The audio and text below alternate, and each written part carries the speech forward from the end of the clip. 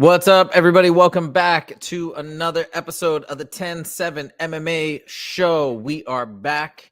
It is Friday, August 1st. We are in the first month of August. Very exciting. But one of the reasons why this is super exciting, even though I get very sad every time we get to the end of the summer, but why this is so exciting is because we are now finally in the month of UFC 319, which is going to be headlined by Khamzat Chimaev versus Dricus du Plessis.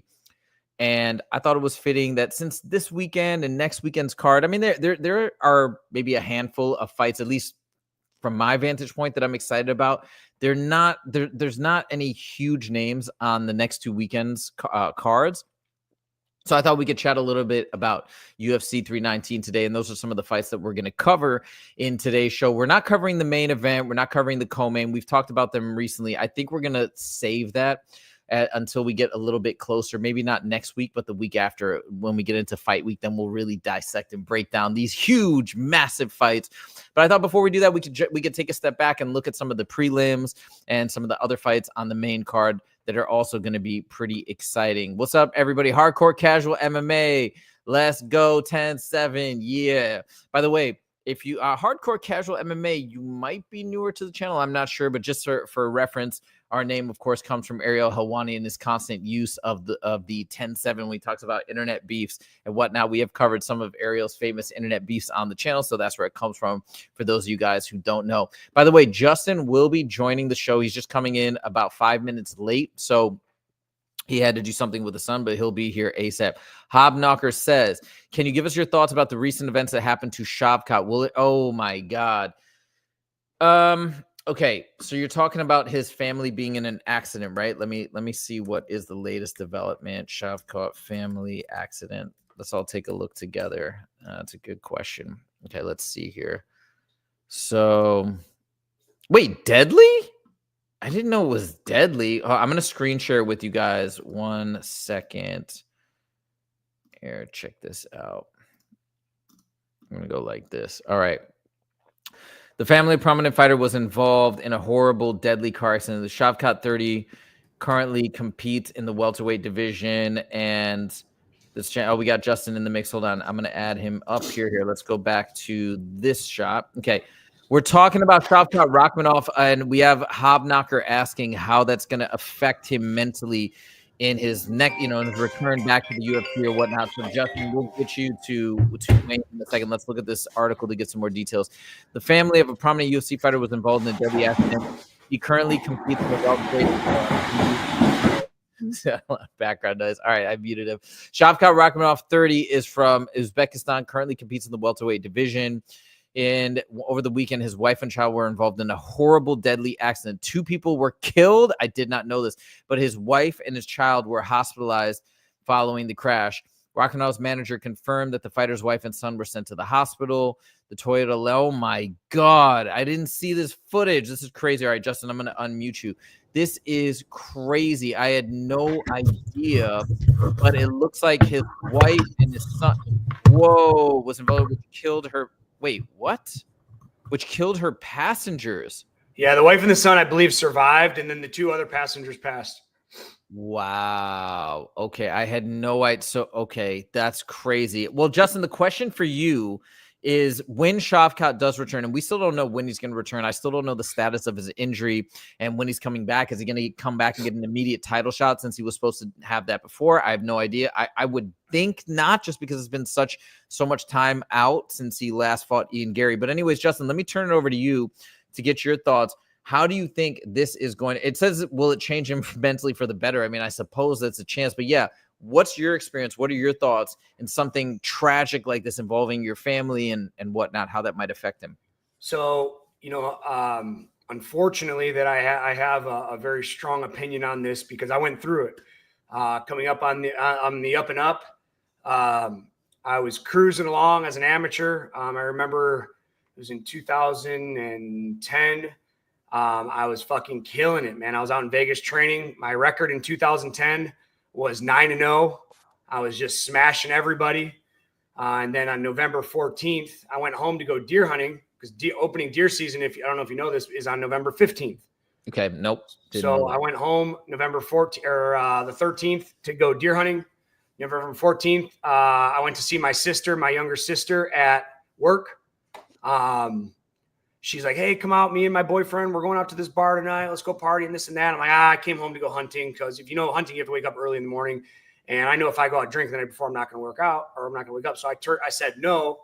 And then I ended up going home. I laid down and she called me again. She's like, hey, come on, come DD for us. Like, we're fucking out drinking, partying, having a good time. And I'm like, Jennifer, I'm going deer hunt in the morning, man. Figure it out. Like, whatever. You're an adult. She was 20 years old. And then I slept through my alarm. Couldn't believe it. And I heard a commotion upstairs. And upstairs, my mom was laying on the ground and curled up in a ball.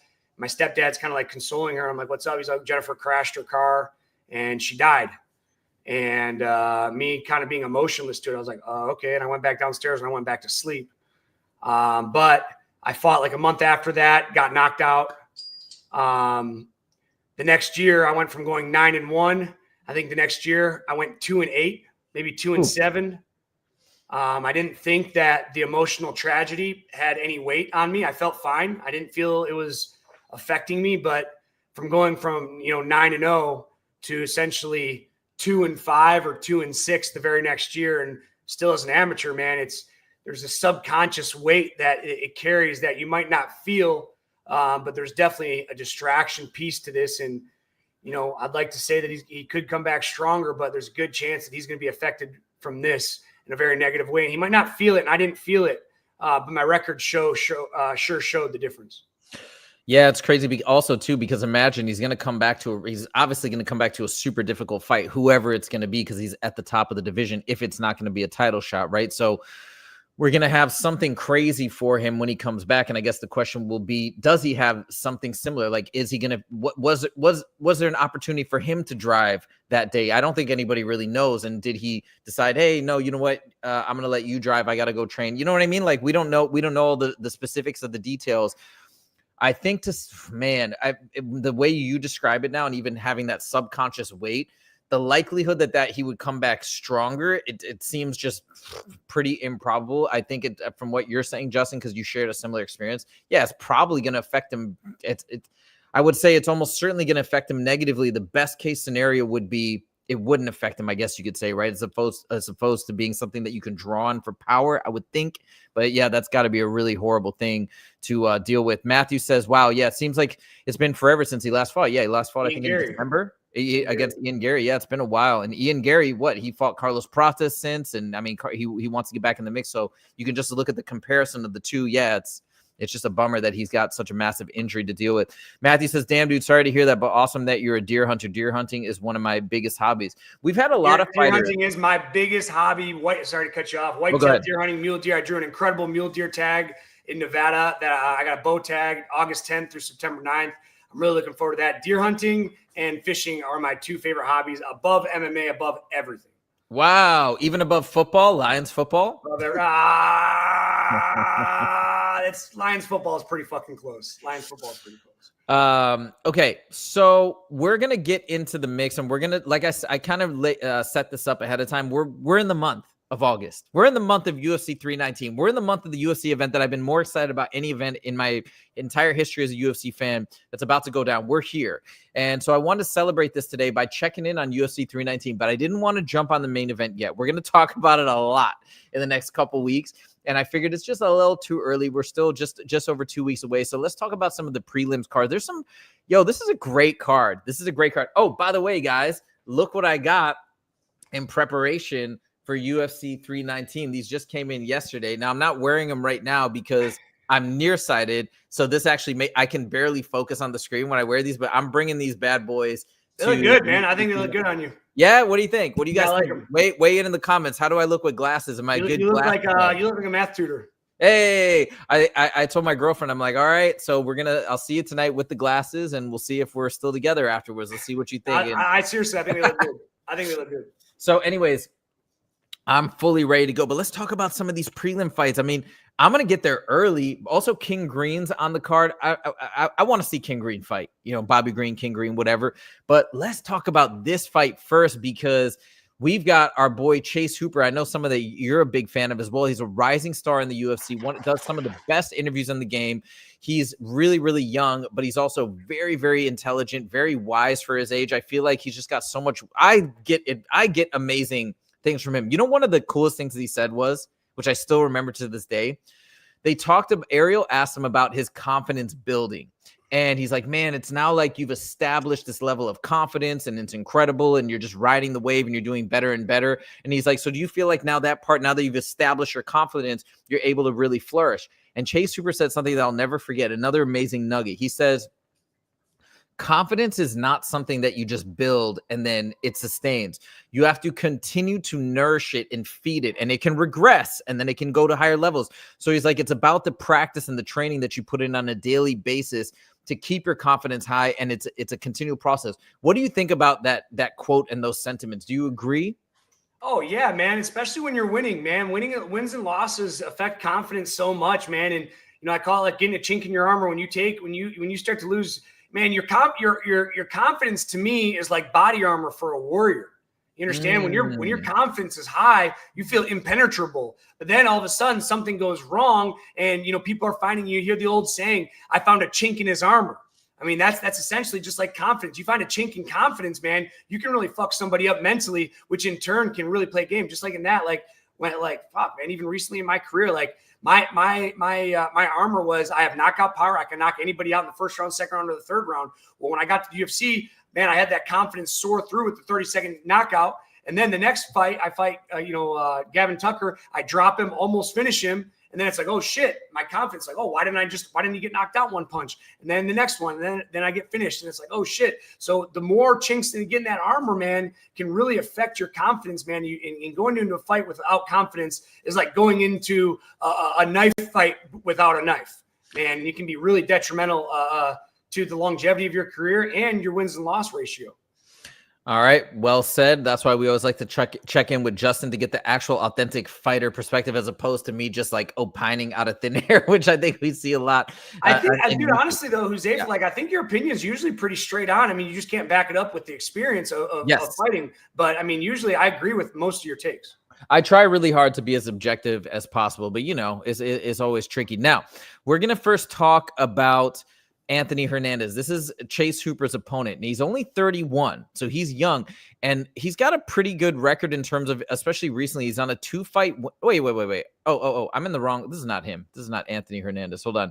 Anthony Hernandez. This is the wrong Anthony Hernandez. Yeah, I was like, I don't think that's the right one. Not Anthony. Alexander. Oops, that's why I typed it in. I typed the first name in wrong. Hold on. So here's Alexander Hernandez. My bad.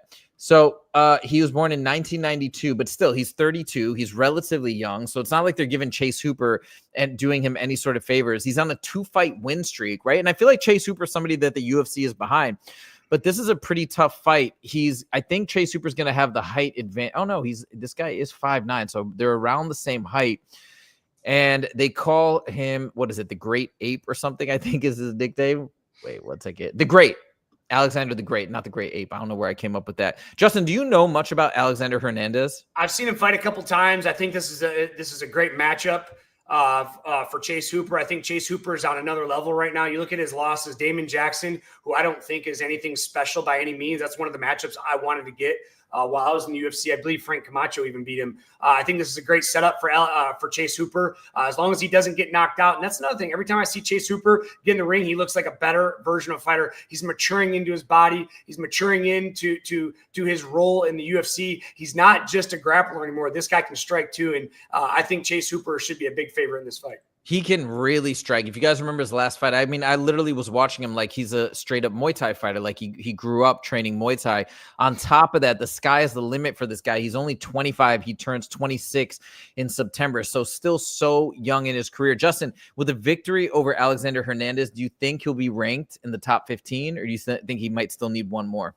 I mean, if he does get ranked in the top 15, even if he's in like 13th, 14th, or 15th, I think it's more than deserved. I believe he's on a good little win streak right now. And I like Chase Hooper. I like him on the mic. I think he's a funny guy. I think he's good for the sport. And like I said, he's evolving as a fighter. He's not staying stagnant as a base grappler. Chase Hooper's a guy when I was in the UFC that I wanted to fight. Just because I was like, man, this guy's just a grappler. I can freaking knock this guy out. Yeah, look at this. He's on a fight win streak right now. Jordan Levitt is and he's sub Jordan Levitt. Like, let me tell you, he subs Clay Guida. He beats Jim Miller. Like, these Jordan Levitt guys, I know Jordan personally, and Jordan is like, that's a guy that I always wanted to fight. And then we started training together. I'm like, man, I'm glad I didn't get this fight, because this guy was a lot tougher than I thought, man. And his scramble ability is just incredible. And for Chase to go out there and find a rear naked choke in the first round, and it was 2 years ago. I mean, dude, this guy is really something special. And I think he's being set up by the UFC to get a 6th win in a row right now. Woo, 6 wins in a row. I mean, you can't, I think he's going to get ranked. You a 6-fight win streak. That's crazy. The problem is, for one, I don't think Jordan Levitt gets enough credit for how good he is in the UFC. I think people still don't think he's that good, but let me reassure you, Jordan Levitt is that good, and maybe even better than what I say. When you look at Clay Guida and Jim Miller, these guys are way past their prime, so he's not going to get the accolades. I mean, it's a good win, for us old guys, but any new fans are, oh, these guys are old, blah, blah, blah. But here, we have Anthony Hernandez, young, strong, a force to be reckoned with on a 2-fight win streak. Like Borshev, I don't even know who that is.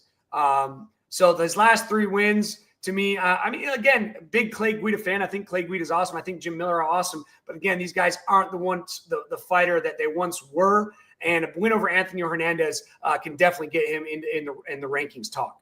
100%, because now I feel like those 2 guys were legends, but big name value, but maybe they're a little bit past their prime, whatever. Now we got somebody right smack dab in the midst of their prime. I think that's one of the things that the UFC does so well, is that nice gradual elevation of competition. And by the way, there's no easy fights in the UFC, but I think it's super cool with this nice little gentle gradual elevation. Now we can really see Chase Hooper and what he brings to the table. On top of that, I want to say that I think Chase is such an amazing fighter. Hold on, I'm going to mute you real quick. Yeah, go ahead. I think we got Chase Hooper is such an amazing, exciting fighter because of his personality, combined with his fight style, combined with his obvious dedication to the sport. Plus, he's young. That always adds fuel to the fire for a lot of these fighters, because we think he's going to be 26 in September. There's so much runway for him to have such a great legacy. It's almost like a bummer when we see somebody like Wellmaker, who's such a star, entering the UFC right now. But it's like, dang it, he's 31. He doesn't have that much of a runway to just make a stamp. Still want to see Wellmaker fight. Love to see him fight. Love his interviews. I think he's an all-around star. But Chase Hooper is like, we get him for so long, and there's just so much potential for him to be great. The last thing I want to say about Chase Hooper, I made a video yesterday about being authentic as a fighter and how I think it's the cornerstone, it's the foundation of being popular as a fighter in the fans' eyes. And I think Chase Hooper is a shining example of this. Henry Cejudo said, you need to talk trash to Dominic Reyes and all this stuff. And I think talking trash is fine. I don't think it's necessary unless it's in your nature. Like, you like to talk trash, Justin. That's you being you. And then I think it can work. And yeah, but I don't think you need to fake it or put on a persona. I think that actually can negatively impact your career, maybe give you a little bit of a buzz, but it's more, again, I think people want to see real and they want to see authentic in the UFC, unlike the WWE fans. And Chase Hooper does that. He sticks to his guns. He is himself through and through, and he's a shining example because he is popular. He's a shining example of the importance of authenticity, and that superseding any value you can place on just like random BS trash talking. That's my 2 cents. All right, let's move it on to another huge fight on this card. In my opinion, huge fight. I feel like nobody's talking about because the main event is just so darn big. But let's talk about it. We got Jared Cannonier, crazy striker, going up against somebody who, like, people aren't really talking about that much anymore, but MVP back in the mix. Look at this. The 4th fight on the card. I think this is a huge fight. Michael Venom Page moving up in the middleweight division, ranked at number 15. Number 15 is going up against Jared Cannonier. Has dropped a little bit in the rankings. Jared Cannonier was a title contender and has had great fights in the past. Justin, let me turn it over to you. What do you expect to see? I think this is great matchmaking in terms of just the fight styles and how fun the fight's going to be. But what do you expect to see out of this matchup?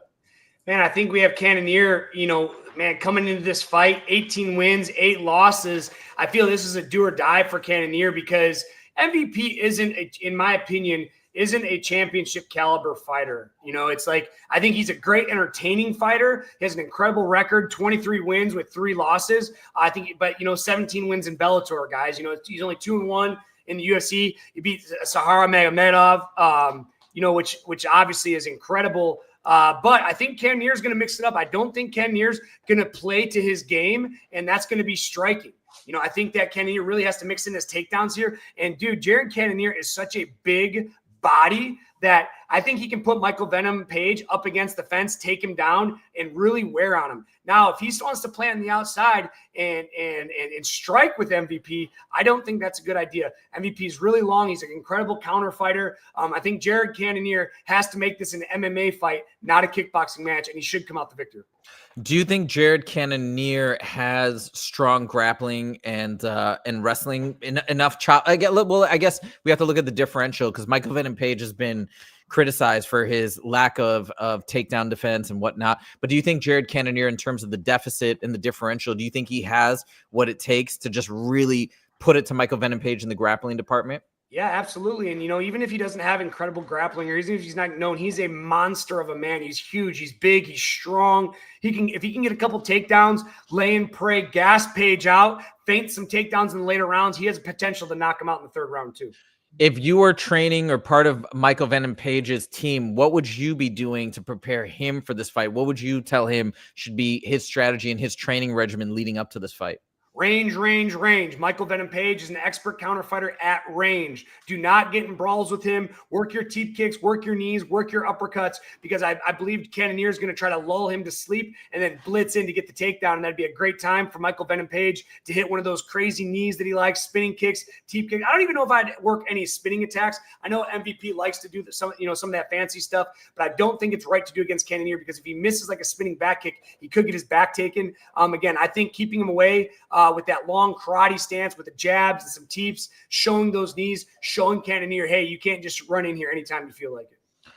It's going to be a very interesting fight. It's also fascinating that Michael Venom Page seems like his biggest asset is speed, yet he's pretty up there in his age and late 30s. So I'm also wondering if and when that's going to become an issue where all of a sudden we're going to see a slowdown. It's all of a sudden his superpowers are going to be drained. So that's very interesting. I didn't put Kai Asakura versus Tim Elliott on the topic list just because I know you're not the biggest fan of the flyweight division, but I do want to mention I am excited to see Kai Asakura come back after his last title shot. He's dropped to 15th in the rankings, but like he's a fun fight. He's a fun fight style. So I'm looking forward to that fight, but let's move it along to the next fight. Another big fight. Again, we're not going to be talking about the co-main and the main. We've already talked about them. We're going to save deeper discussions for that probably next week or the week after. But let's talk about this fight. What a banger. Carlos Prates, yes, he did lose his last fight, but it was against Ian Gary. Ian Gary is basically one of the best fighters in the welterweight division. Maybe we'll soon see him to be the best. But anyways, Carlos Prates, great fighter. He was on a tear until he lost to Ian Gary up against Geoff Neal, a really hard hitter and a hard puncher. Justin, take it away. What do you think of this matchup, and what do you expect to see? I think Geoff Neal is just a passing of the torch moment, man. Geoff Neal's a great fighter. He's been along for so long. He has so many miles on him, though. Carlos Prates, new up-and-coming prospect. We're talking about, the UFC fighting nerds. These guys have so much momentum. I think the UFC wants to get Carlos back on the winning track. I think there's too much value and stock in Prates to take another loss right now. I think the UFC setting him up. Geoff Neal, man, but the thing about Geoff Neal is there's a couple times I've counted him out, and he shows up. The guy's been around. He knows how to fight. He knows how to win. I just think the miles are going to start catching up with him. We have Geoff Neal coming off one victory against RDA versus Carlos Prates, obviously coming off that recent loss to Ian Gary.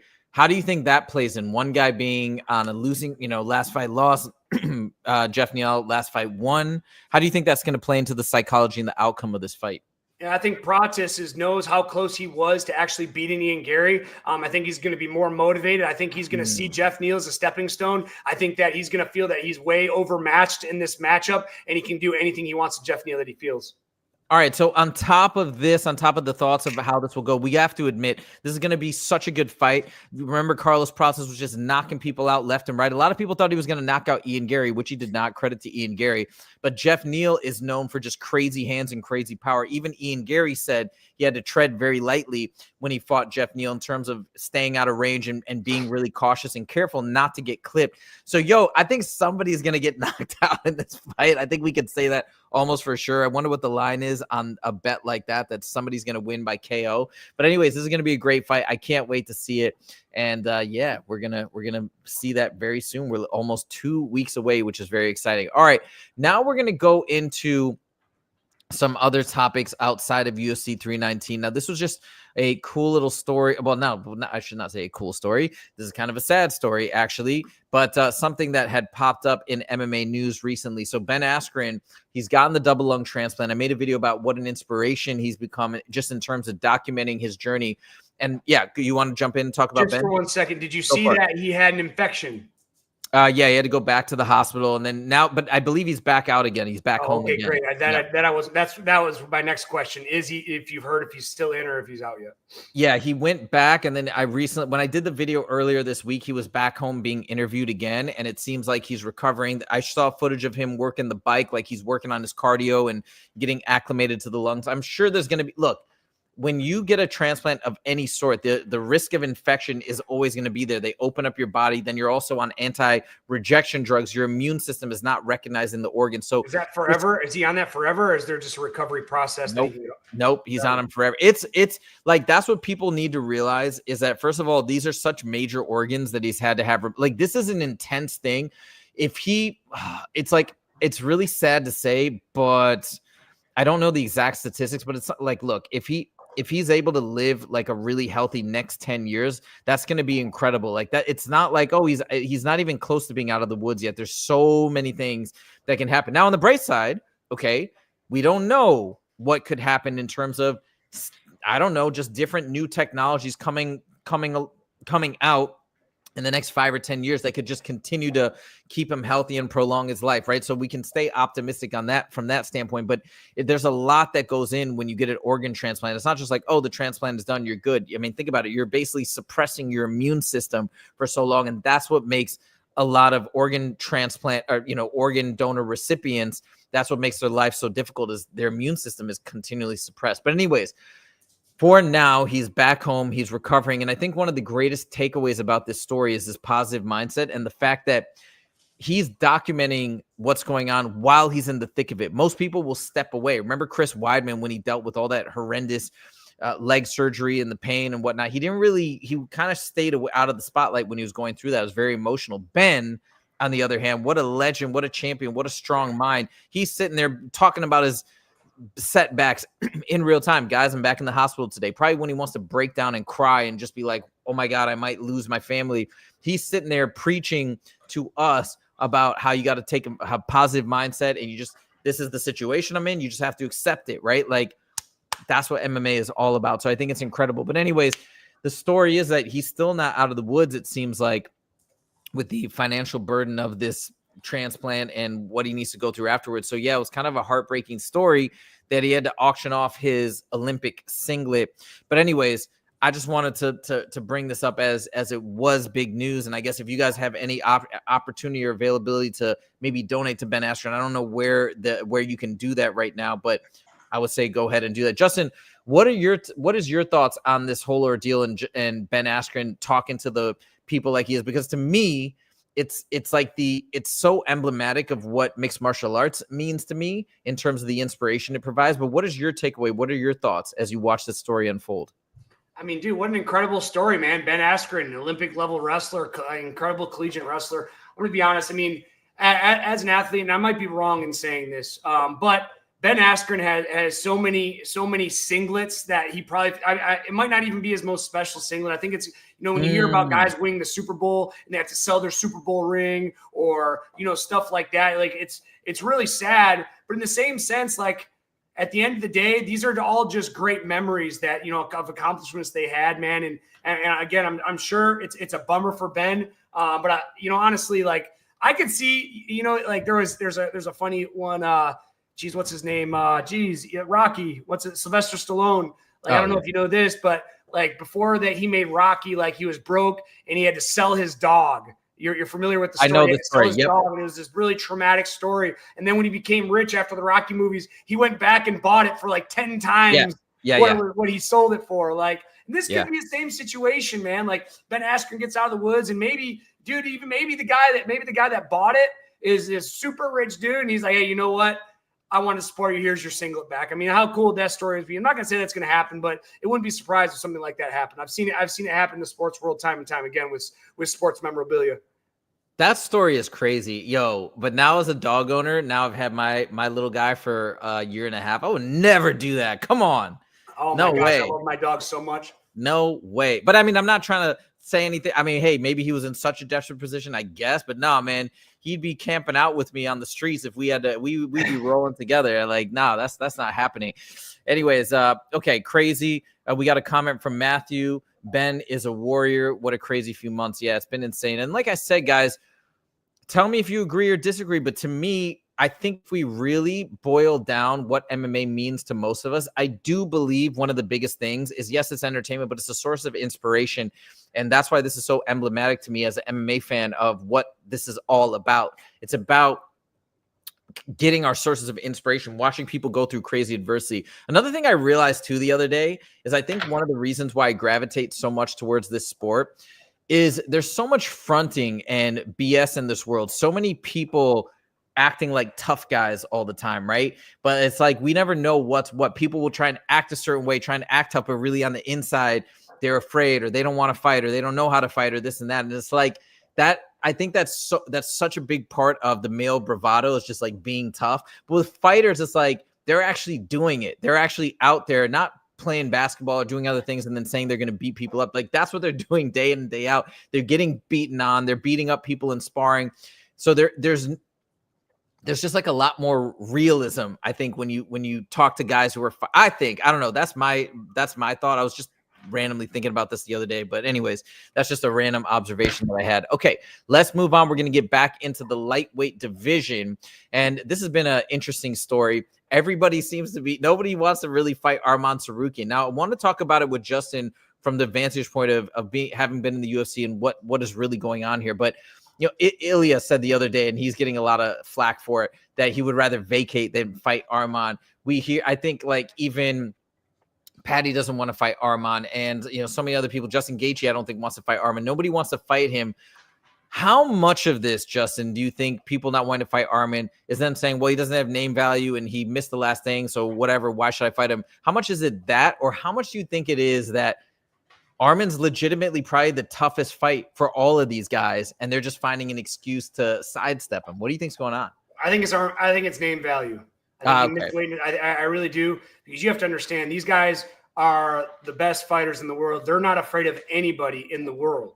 You know, when people talk about, oh, he's afraid, like that's asinine to say. It's ridiculous. There's nobody that's in the UFC that's afraid of anybody. Now, I'm not saying that there's matchups that we don't like. Oh man, that guy's really tough. But to say afraid, no chance. You know, when you're at that level of the UFC, when you're like Justin Gaethje, 3-1 of his last 4, you know, saving UFC 300, you know, he wants the title shot. He deserves the title shot. You know, in the video you made, like, you look at his record, the only loss he has is to Max Holloway, another legend of the sport. Like, how can you say Justin Gaethje's afraid? He's fought Khabib. He's fought Max Holloway. He's fought Dustin Poirier. And now you just have a guy Arman, who's super tough, don't get me wrong, and he's just as tough as all these guys, but is he that much better than these guys for people to be afraid of? Absolutely not. I think it's just the name value and the fact that he missed weight in his last fight.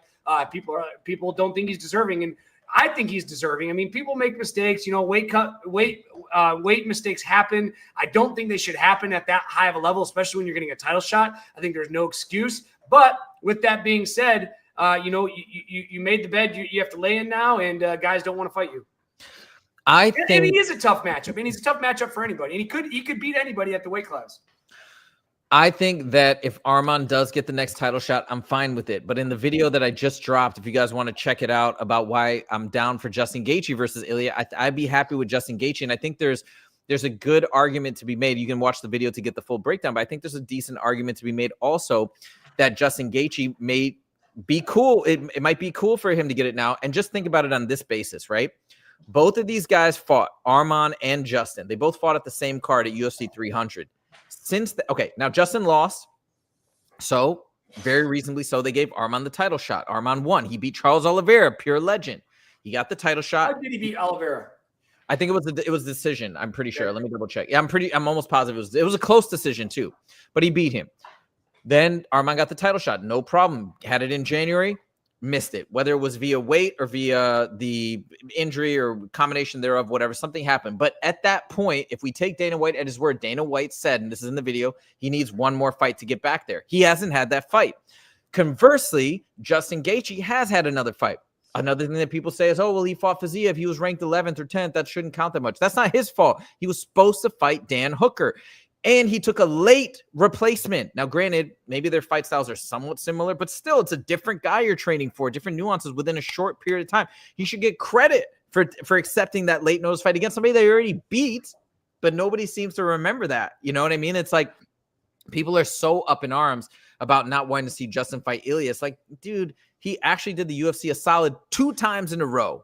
Right? Stepping up to fight Max Holloway when he was right there to get a title shot, lost that spot. Then supposed to fight Dan Hooker, which would be an amazing fight, accepted Fiziev. Like, that's crazy, man. It was such short notice, but everybody's on Justin Gaethje's case. So for me, I feel like if we take Dana White at his word, said Arman needs another fight. He hasn't had that fight yet, number one. Number two, Justin Gaethje is on the UFC 2 solids, and his record is pretty darn good.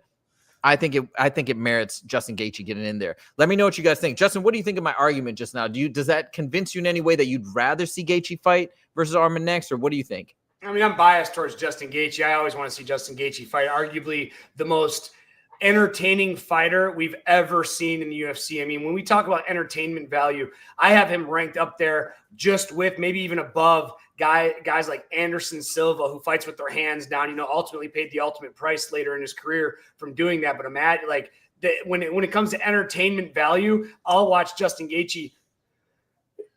I'd rather watch Justin Gaethje fight almost anybody just from a pure entertainment status. The most violent man you've ever met, you've ever heard of in the UFC. I think casual fans are such bums and like, oh, Arman, he's deserving. Like, he's a great fighter. Don't get me wrong, but when I want action, I want entertainment. When it comes to entertainment, Justin Gaethje's our guy. And the last thing I'll say on this before we move on, everybody that's crying about, oh my God, it'd be so terrible if Justin Gaethje fought. Once the fight would actually be made, everybody would get excited. Let's be real. It's like, I know there's outrage, and I think some of it is actually fueled by other YouTubers being outraged. So it's not kind of like you go with the flow, you go with the zeitgeist. But at the end of the day, once that fight is actually set up and we're getting closer and closer to, people are going to be so excited. Ilya with those crazy fists, those are two guys with like crazy high bone density too. There's going to be a knockout. It's going to be dope. And even if you think Ilya, it's almost like a foregone conclusion, whatever, that we're not like disqualifying fighters just because we think there's like a mismatch. Like, we don't do that. You know what I mean?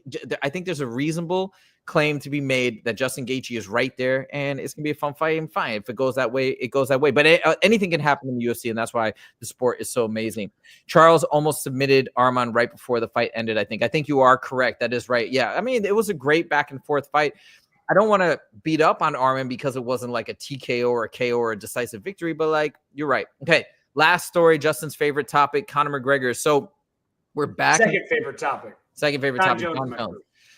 Conor McGregor recently made a crazy video, and he's got a mohawk now too, by the way. Hold on. Let me see if I can. It looks ridiculous. I think it looks sick, actually. I hate when fighters have mohawks because there's only one fighter that deserves to have a mohawk. His name is the Iceman, Chuck Liddell. Yeah, fair enough. Wait, hold on. Let me see if I can find this short. Yeah, it's right here. Here, look. What is this? Okay, so check this out. This is crazy when I saw this. I mean, it looks sharp. But I want to talk about what this potentially means and what we can expect and all this stuff. I know a lot of people have been very critical about McGregor posting this, but check this out.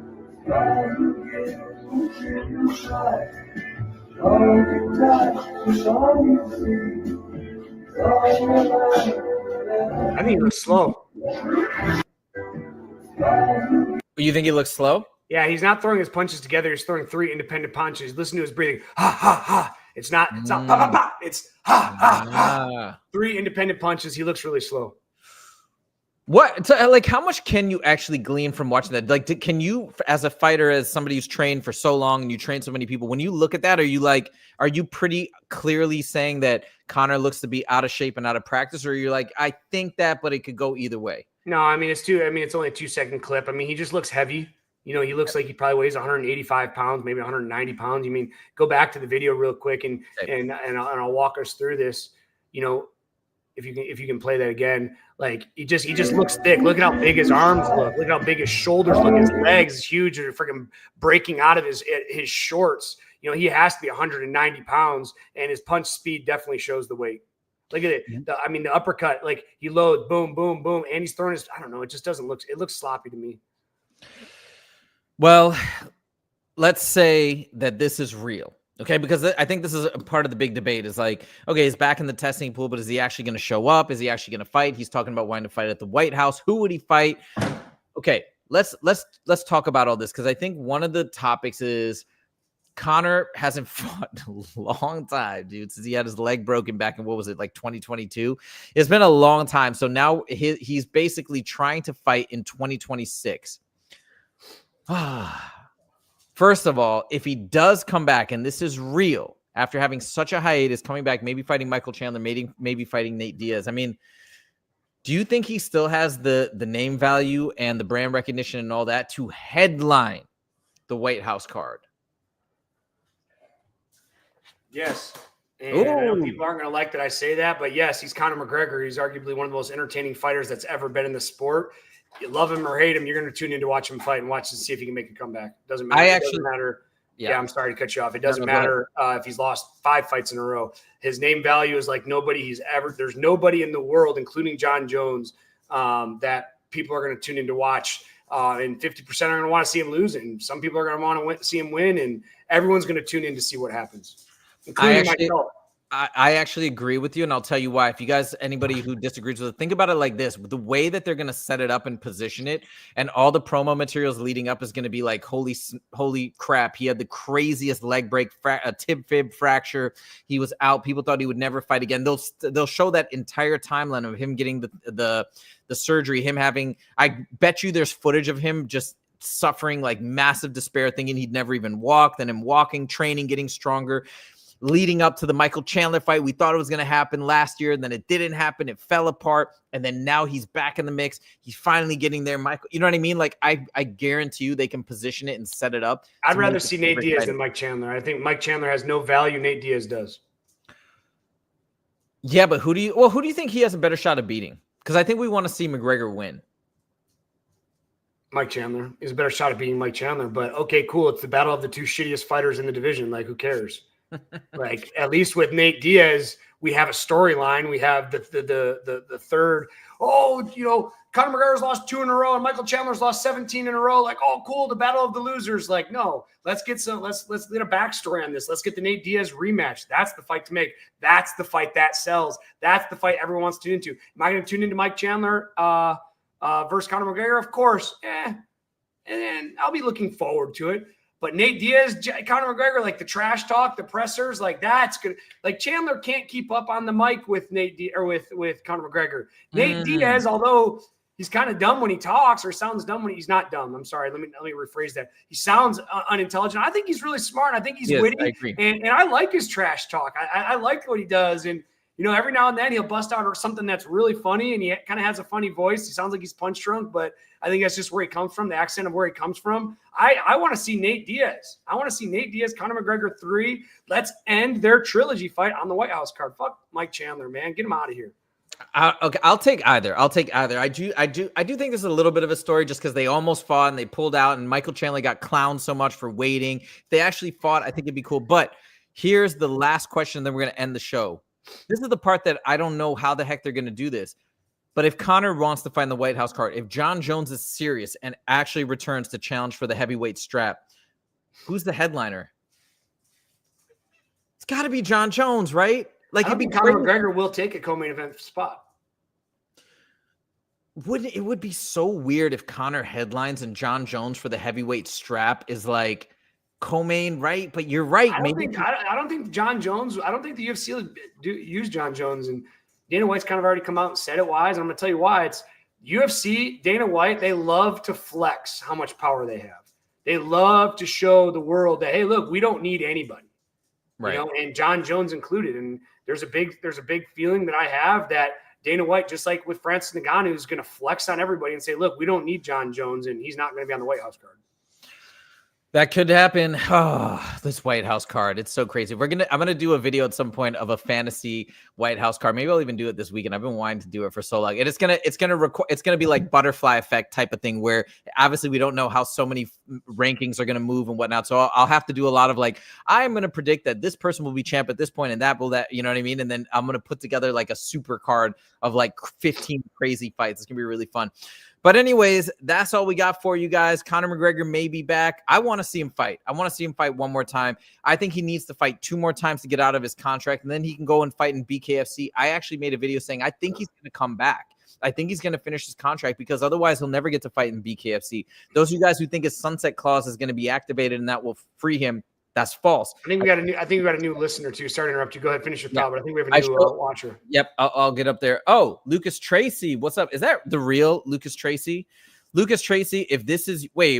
Well, no, I don't think this is a real Lucas Tracy because of the BJJ, but welcome Lucas Tracy, BJJ. You don't think the card is happening? Why? Put in the comments why, because I think Dana White's talked about it. I can get that it may not happen. They may not be able to get the logistics together, but Dana White's talked about the process and they were planning to put this together even before the president made the announcement that it's happening or whatnot. But he was saying they're scoping it out. It's going to be invite only. And you're just Western. You think it's not happening? Why? What? Why do people think this is not happening? I thought the way that Dana White described it, it made sense that it could be put together. Dana White said Aspinall. Yeah. Okay, wait. Obviously, we could go through a number of things that Dana White has said that haven't materialized. I don't get me wrong. I'm with you there. But, dude, this is such a huge opportunity for the UFC, and he's got the connection with the president. I just feel like this is going to take them to the moon and beyond. It's going to be incredible, especially once they have this licensing deal, which fingers crossed it happens with Netflix, which I hope it does because it's the biggest platform. There's a lot that I think it could be amazing. Western says it's not Lucas Tracy. Come on, man. We thought we'd have celebrity in here. Lucas Tracy, what's going on? But I mean, obviously Dana White as a promoter, we know that he said many things that maybe he says that are not true or he knows aren't true or just don't come to fruition. So yeah, I mean that I don't think is a. I think it's going to happen, man. I think Dana White likes to go above and beyond. You remember the Sphere card about how much problems they had getting in there. But Dana White says, hey, look, we want to be the first sport venue to come and do this. And I think they're going to do the same thing with the White House because that's no sport obviously has ever done anything like this. Not tennis, not football, not baseball. Mm-hmm. To put an event on in front of the White House and an event like that. I mean, Dana White's all about making history. And I think that event would make history in all of the sport world. Everybody, whether you're an MMA fan or not, are going to tune in. Boxing fans are going to tune in. Football fans are going to tune in. Everybody's going to tune in, especially if it was free on Netflix. Get your TKO stock now, I feel. That's why, I don't know. I feel like, oh, my God, there's so much potential. It's so crazy. Again, I'm not a financial advisor, so don't take my advice as anything. I'm just talking. It should be UK versus USA if it does happen. Yeah, it could be. I mean, there's so many. I'm going to make a video about this. I'm going to do it this weekend. We're going to put it together, the fantasy White House card for all us MMA fans. Anyways, that's all we got for you guys today. Welcome to the show, Lucas Tracy. It's so great to Lucas Tracy BJJ. It's so great to have you as a new follower. Western says 100. Let's go. And Justin, do you want to chime in? Yeah, there's one more thing I want to say. Oh, guys, so Huzaifa is making this incredible video about Hamzat. It's a documentary about Hamzat. Is that dropping today? I still have to work on it. It's a long story. I didn't get up as early as I needed to. I got woken up at 5 a.m. for like 2 hours. So it's coming out this weekend. Dude, you guys, this is going to be freaking awesome. I mean, whether it gets a lot of views or not, we'll find out. But it is going to be incredible. He's been putting a lot of time into this. I know he hasn't been talking about it a lot, but he's been talking to me off the scene with it, guys. It's going to be incredible. I'm going to share it on all my shit. And please check it out. He's putting a lot of time and weeks into this, and it's going to be an incredible video. Woo! And I'm going to put a little countdown. We're going to have a premiere. It's going to be really, really fun. And I get to tell the story. Well, you'll see when it comes out. Anyways, thank you guys so much for joining. Really appreciate it. We'll see you back on Monday for a regular show. Lucas Tracy BJJ. Hopefully you'll show back up on Monday as well, 1:30 p.m. PST. We try to get back to the comments as well as possible. By the way, if you guys haven't signed up for a membership yet, Justin has been making a lot of training videos. We got more to come. We're actually going to figure out how to really structure it and lay it out to be even better going forward. I know also, so that's going to be very exciting. We're going to talk offline about that. But if you are looking to train, looking to fight, looking to improve your self-confidence, looking to improve your ability to defend yourself, the membership, I think it's relatively inexpensive, but you can get training videos through that membership from Justin James, who he's a former UFC fighter, but also trains fighters at Extreme Couture, the best gym arguably on the planet for mixed martial arts. So there you go. New videos every week, guys. New videos every week. That's all we got for you today. Thank you guys so much for joining, and we will see you in the next video. Take it easy.